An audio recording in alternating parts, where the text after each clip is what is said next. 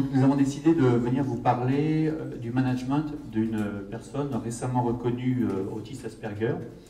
Et cette personne est devant vous puisque je cumule les fonctions de responsable mission handicap et en même temps j'ai découvert il y a un peu moins d'1 an que j'avais un syndrome d'Asperger et que j'étais également HPI. Alors on va vous parler avec Guy de comment on manage une personne qui a ce syndrome et quelles sont les spécificités, les particularités. On va essayer d'être très concret, parce que depuis ce matin, vous avez entendu beaucoup de généralités, et nous, on va essayer d'être très concret sur enfin, des grandes lignes, on va dire, vous avez entendu, mais vous n'avez pas entendu peut-être du détail. J'ai entendu des questions ce matin de RH. Excusez-moi, ça c'est le syndrome d'Asperger, on est très cash. On est toujours très cash. Alors si ça fait rire, tant mieux. Ça ne fait pas toujours rire dans l'entreprise d'être très cash, il va vous en parler. C'est pas forcément toujours perçu comme une qualité d'être direct. Mais avant de vous parler des qualités et peut-être des atouts d'un Asperger pour l'entreprise, on va vous parler de 3 phases.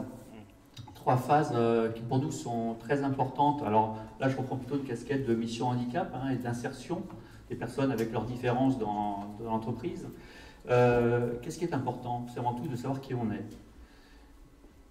J'ai été diagnostiqué à 50 ans, adulte, donc Asperger. Pendant 50 ans, j'ai vécu sans le savoir. Donc j'ai vécu de manière différente des autres.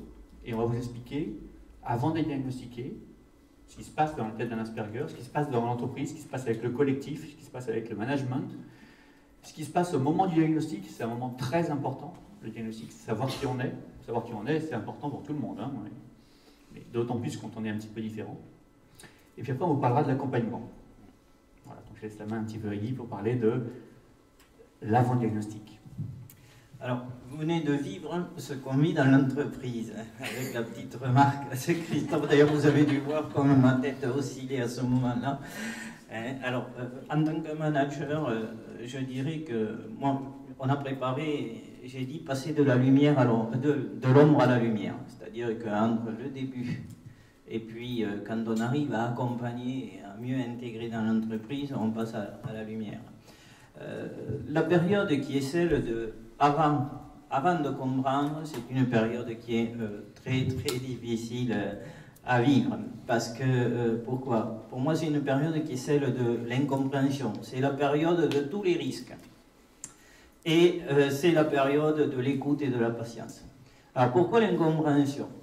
Eh bien, ça fait 3 ans maintenant, 3 ans et demi que Christophe travaille dans mon équipe et il a été diagnostiqué récemment. Donc, c'est 2 ans de travail où, en tant que manager, vous avez effectivement quelqu'un qui est particulièrement performant, même très performant. Domaine d'expertise sur la responsabilité de la mission d'insertion handicap. Très précis. Infaillible, je dirais, sur le sujet. Mais il n'est pas tout seul dans l'équipe. C'est-à-dire qu'il n'y a pas que la relation bilatérale entre le manager et le collaborateur. Et il y a aussi une autre équipe, toute l'équipe, qui a aussi des compétences, des qualités, des talents, et qui va exercer et côtoyer effectivement le profil et Christophe, avec toutes ses qualités, mais qualités qui peuvent avoir des facettes effectivement très très difficiles. Donc ce que je dirais, c'est que l'incompréhension, pourquoi? Parce que les mots de Christophe, ils sont rudes, ils sont forts, ils sont perturbants, ils sont écrasants. C'est un profil aussi qui va, quand on ne le comprend pas, remettre en cause l'autorité managériale. Je vous passe le nombre de mails, vous parlez 5 minutes à Christophe et vous avez un mail de 30 lignes, hyper argumenté. Si vous n'êtes pas bien assis dans votre rôle de manager, autant changer d'équipe de suite, quoi. C'est-à-dire qu'il y a des moments, je me suis dit, je manage des fous, Guy, c'est toi qui les as recrutés. Bon, commence à te regarder. Je me suis dit, bon, alors, le passif professionnel que j'ai, ancien DRH, beaucoup d'expérience opérationnelle, ont été un véritable atout. Parce que soit vous êtes bien assis dans votre rôle de manager, bien compris, crédible, et vous allez pouvoir accompagner aussi l'entreprise. On n'est pas seul, on a des lignes hiérarchiques. on a un DRH. Tout ça, il faut aussi le faire comprendre. Christophe n'avait pas signé son contrat, ça c'est une anecdote, ça m'a... Je comprends tout maintenant. Moi aussi. Vous savez, ce sont des feuilles où vous arrivez dans votre métier, à telle date, vous prenez, c'est un poste générique, enfin, voilà. On n'a pas pour chaque métier, on n'a pas un nom de poste. Et il dit comme ça, non, non, ça c'est pas possible. Moi, je veux que sur ma feuille, qui sort d'un système d'information, ça soit exactement ça. Ça a commencé, les lignes hiérarchiques, on dit comme ça, les RH, on dit non mais c'est pas possible. Alors, et il a fallu faire un entretien, tu te rappelles, que tu as commencé, sans avoir signé, à rencontrer le DRH. Et oui, parce que si vous êtes embauché pour être responsable de la mission handicap, qu'est-ce que vous devez voir sur votre contrat? Responsable de la mission handicap. La précision là où la précision d'un Asperger elle vient vous titiller, vous embêter, c'est que si vous ne voyez pas écrit responsable de la mission handicap, vous dites ton contrat, j'en veux pas. Voilà, c'est tant qu'il n'y aura pas écrit sa mission handicap, j'en veux pas.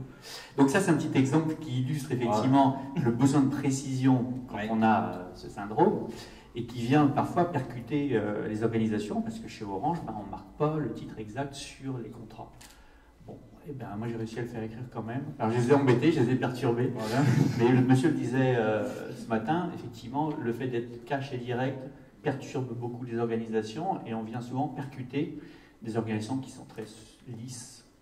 Et nous, on vient un peu percuter. On vient percuter parce qu'effectivement, on est souvent intuitif, on va souvent vite, et il faut faire avec la vitesse de l'organisation, et c'est pas dans nos facultés premières que d'être capable de s'adapter, surtout quand on ne sait pas qu'on est atteint d'une différence qui s'appelle autisme Asperger.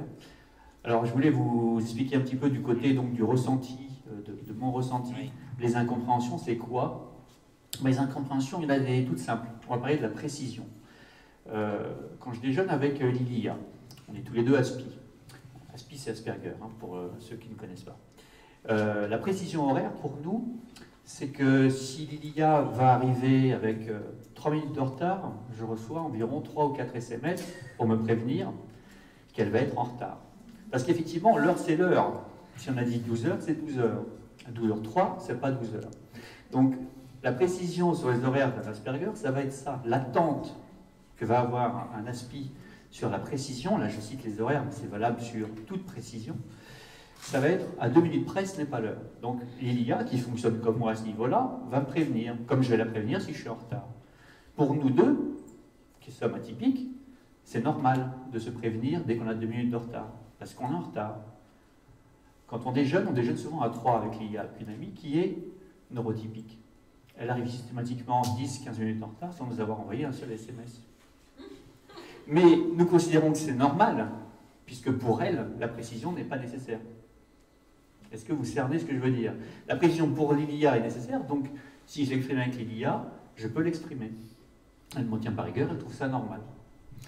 Quand je n'étais pas diagnostiqué, et que j'exprimais une attente particulière sur la précision horaire, les personnes en face de moi ne me comprenaient pas. On n'est pas à 5 minutes, Christophe. On a toujours le battement de 10-15 minutes à Paris, parce qu'il y a les transports, etc. Et moi, j'avais cette hyper exigence sur l'horaire que je ne savais même pas expliquer chez moi, qui est très anxiogène. Parce que quand vous voyez les gens en retard, vous dites pourquoi ils sont en retard, vous êtes précis, vous êtes ponctuel. Et quand vous ne savez pas que c'est une différence liée au syndrome, ben, vous êtes en incompréhension avec vous-même. Vous ne comprenez pas pourquoi vous vous énervez quand les gens sont en retard. Et les autres ne comprennent pas que vous vous énerviez. Voilà, ça c'est la phase avant de savoir qu'est-ce que ce syndrome. Donc, le syndrome, il vous embête toute votre vie. Il vient vous embêter parce que le fait d'être un petit peu intuitif et direct va vous faire sortir des phrases en réunion, des termes un peu trop directs pour l'environnement, va vous faire aller effectivement à une vitesse à laquelle tout le monde ne va pas forcément, ça vous ne le savez pas, et vous perturbez votre environnement. En synthèse, vous perturbez votre environnement. Donc maintenant, on va vous parler du diagnostic. Ah non. À quel point c'est important. On ne peut pas l'arrêter. Ah pardon. Alors, quand même, avant de passer à ça, pour les futurs managers, recruteurs, la vie dans l'entreprise, c'est garder l'équilibre. Garder la performance. L'équipe a souffert. Ça veut dire que je revenais de congé, 3 minutes après, première réunion, je savais s'il y avait un problème. Donc, pourquoi? Ben parce que faut garder, faut préserver les intérêts de l'équipe. C'est d'abord une équipe qui travaille. Et pour ça, il faut être particulièrement vigilant sur ce qui se passait. Pourquoi pourquoi j'ai été patient pendant 2 ans? Je suis un être tout à fait normal. Rien d'exceptionnel, je manage une équipe. Donc, comment se dire, mais qu'est-ce que je fais avec cette équipe? Je voyais bien les souffrances générées. Et un jour, je me suis posé une question et je me suis dit comme ça, le premier à souffrir de cette situation, certes, c'est l'équipe, c'est chaque membre de l'équipe, mais c'est d'abord Christophe. C'est-à-dire que je me suis dit, il faut que je l'aide, c'est-à-dire il faut faire quelque chose. Et donc, on a fait une réunion qui a été essentielle, d'écoutes différentes, c'est-à-dire on avait commencé l'entretien individuel. Et dans cette réunion, je me suis dit, il faut que je le comprenne mieux. C'est-à-dire qu'il faut apprendre à lire. Donc, il faut avoir une phase d'écoute humaine, on en a parlé ce matin, véritablement se dire, ben, qu'est-ce que je vais faire? Et je lui ai dit, mais c'est toi qui souffres. Moi, Christophe, je suis ton manager. Ce qui m'intéresse, c'est, je te vois souffrir. Il faut qu'on trouve quelque chose parce que ça ne peut pas durer. Pourquoi en face de moi, j'avais quelqu'un de brillant, d'intelligent, qui comprenait les choses, mais qui ne comprenait pas que je lui explique, arrête avec ton ego, parce que c'était ça, le manager, qu'est-ce qu'il voit? Il voit un ego surdimensionné, il fait une mauvaise lecture. Et la ligne hiérarchique fait une mauvaise lecture. Donc il faut apprendre à lire différemment. C'est-à-dire qu'il faut absolument se dire, il y a quelque chose. Donc moi j'avais un véritable écart entre sa performance, ce qu'il exprimait, et le fait qu'il ne comprenne pas ce que je lui ai expliqué sur la posture relationnelle. Et je me suis dit, il faut trouver. Donc, par rapport à ça, voilà comment on a commencé à basculer effectivement, on a dans la recherche de ce qui se passait. On a eu une réunion. Je vais rappeler mon petit côté à ce Ok, le temps. Ah ouais. Donc, on a eu un entretien de 2 heures avec Guy où l'objectif était effectivement d'essayer de se comprendre. Parce qu'on voyait bien qu'il y avait un problème de compréhension mutuelle. Comme moi, j'avais l'impression de rétablir une justesse, tu as parlé ce matin, Anne, de la justesse et de la justice, j'étais perçu comme un donneur de leçons. Simplement, je voulais rétablir quelque chose qui avait été dit, qui était faux. Donc, rétablir de la justesse. Quand un Asperger rétablit de la justesse, il est souvent perçu comme un donneur de leçons, comme quelqu'un d'égocentré. Et donc, le management m'a convoqué en me disant, Christophe, tes productions sont bonnes, mais par contre, avec les autres, c'est un peu une catastrophe. Et puis tu apparais comme toujours égocentré. Je suis sorti de là en me disant, bon, à 50 ans, c'est pas la première fois que ça vous arrive en général. Hein. C'est déjà arrivé avant. Donc commencez à vous dire, bon, tiens, ça revient un peu souvent, que se passe-t-il? Et là, j'ai eu une chance énorme, une chance de travailler sur une mission handicap. La chance quand on travaille en tant qu'aspect de mission handicap, c'est qu'on est amené à aller à des conférences. J'ai assisté à une conférence sur l'autisme Asperger. Je me suis assis dans la salle, j'ai écouté, j'ai lu le tableau, et je suis sorti de là, je me dis, c'est pas possible. C'est pas possible. Tout ce que je viens de voir au tableau, tout ce que j'entends, les témoignages que j'entends, mais c'est ce que je suis. Serais-je donc atteint du syndrome d'Asperger? En parallèle, Lilia me contactait via LinkedIn, on a eu un échange et j'ai demandé à Lilia, mais comment tu as été diagnostiqué? Où tu t'es fait diagnostiquer? Et j'ai entrepris d'en avoir le cœur net. Et cette démarche, en fait, de se poser la question, suis-je atteint de ce syndrome? Si on n'est pas informé des particularités du syndrome, on ne peut jamais le faire. Si je n'avais pas travaillé dans une mission handicap, à la retraite, je n'aurais jamais été informé de mon syndrome. Très certainement.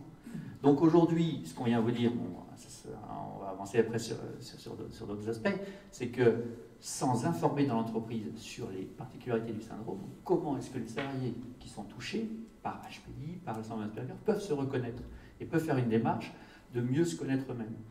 Ils ne peuvent pas. Moi, j'ai eu de la chance, parce que je travaillais sur la mission handicap. J'ai eu de la chance d'être informé sur le sujet et de me poser la question. Puis, il y a eu effectivement le diagnostic. Alors, le diagnostic, qu'est-ce que ça apporte? Le diagnostic, c'est effectivement l'ouverture.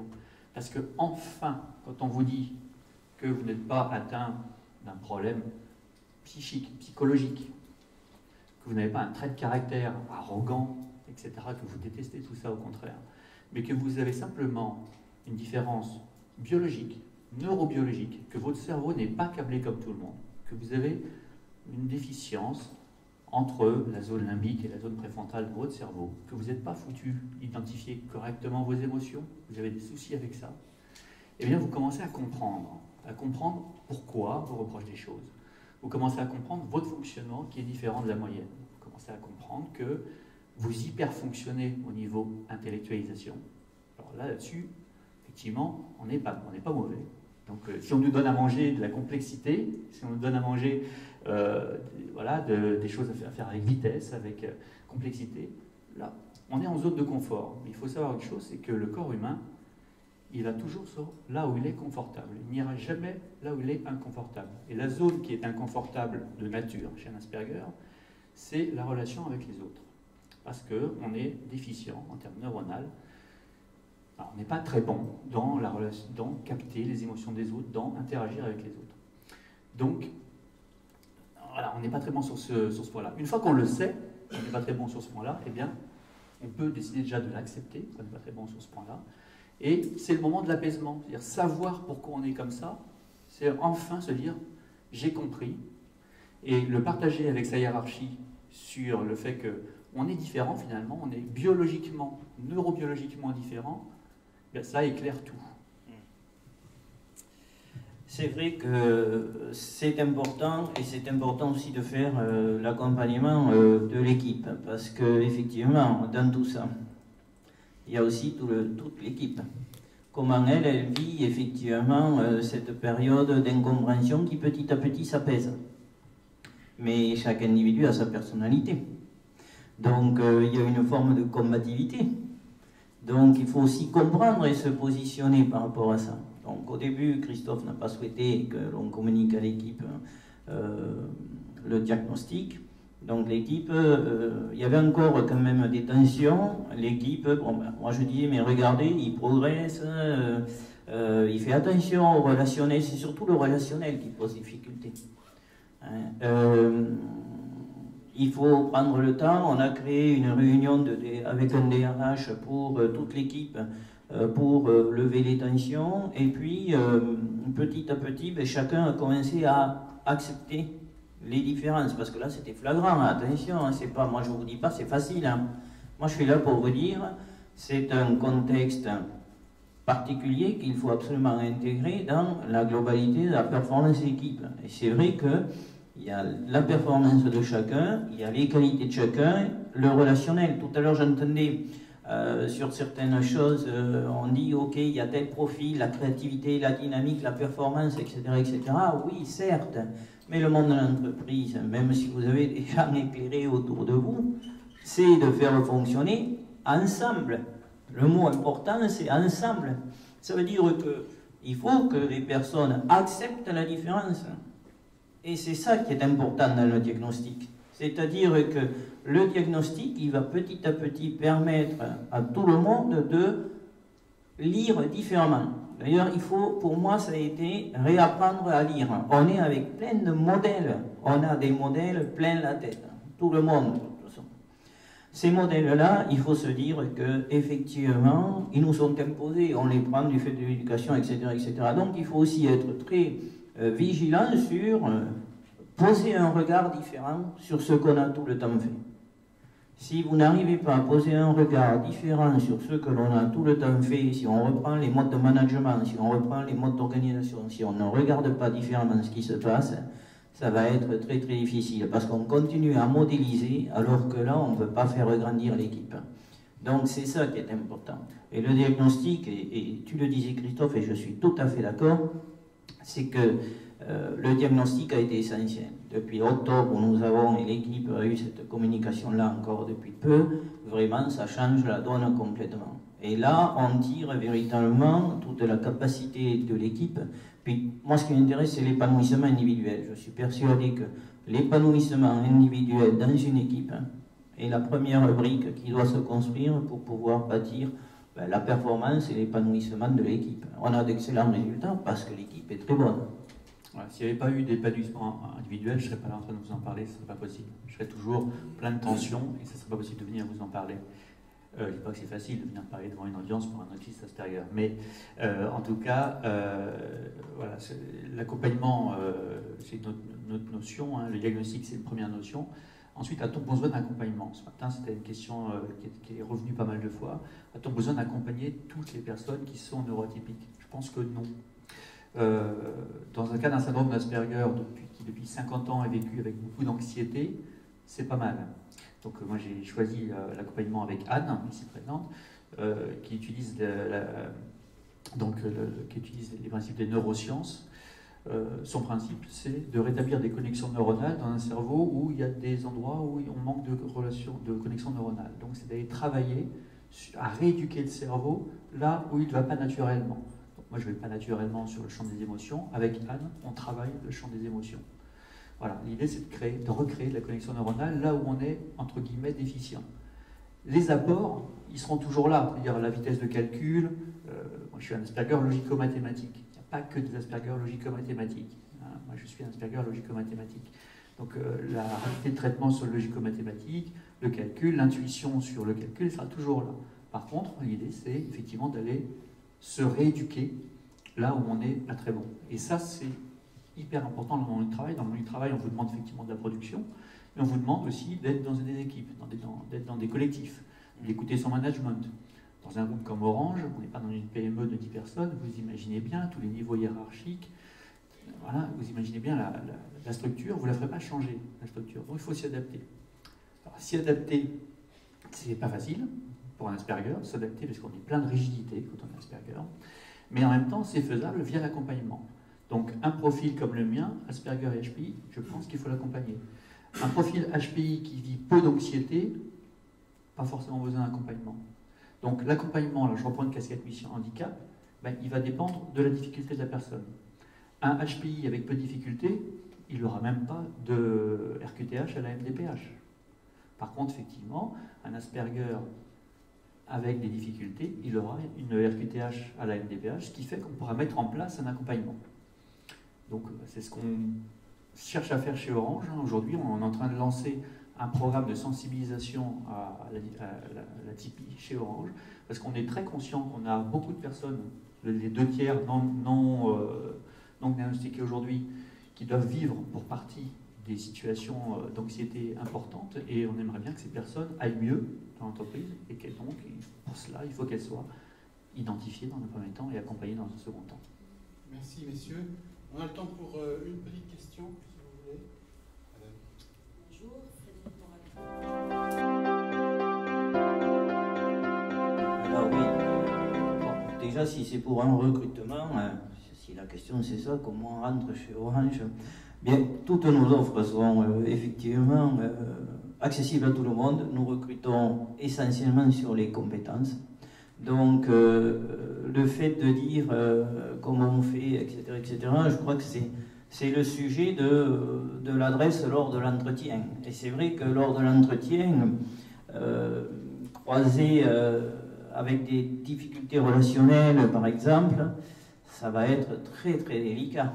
Parce qu'effectivement, à moins de prendre un métier, puisqu'on le disait tout à l'heure, beaucoup de recherches sur la cybersécurité, beaucoup de recherches de codage, beaucoup de métiers comme ça sont ouverts aujourd'hui, où là peut-être, je ne dis pas qu'on ne va pas chercher du relationnel, mais où effectivement là il y aura peut-être une meilleure adéquation de ses compétences avec le profil recherché. C'est vrai que si vous voulez candidater sur un poste qui exige beaucoup de relationnel, et que vous n'êtes pas à l'aise dessus, vous ne réussirez pas à passer effectivement la sélection qui est celle du sourcing, comme dans toute entreprise. Donc c'est vrai qu'il y a cette difficulté-là, mais c'est essentiellement compétence et adéquation au poste recherché. Je ne sais pas si j'ai répondu à la question, mais comme toute entreprise. Mais l'idéal, c'est de bien se connaître. Je crois que c'est ça la vraie difficulté. C'est de bien connaître ses forces et ses difficultés. Et je vais donner, excuse-moi Christophe, un point complémentaire. Quand on est dans l'entreprise, il y a un point qui est très important.